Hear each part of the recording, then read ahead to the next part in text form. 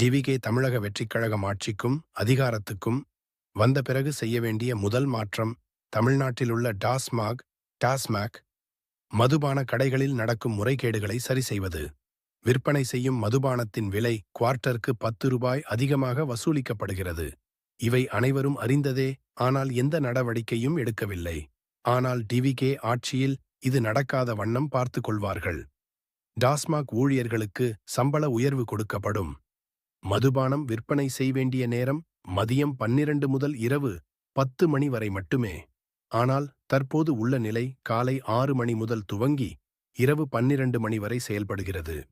இன்னும் சில இடங்களில் 24 மணி நேரமும் செயல்படுகின்றன. அரசாங்கம் அறிவித்த நேரத்தை தவிர மற்ற நேரங்களில் விற்பனை செய்யும் மதுபான விலை ரூபாய் 50 முதல் ரூபாய் 100 வரை அதிகமாக விற்கப்படுகிறது. இவையும் அனைவரும் அறிந்ததே. ஆனால் எந்த நடவடிக்கையும் எடுக்கவில்லை.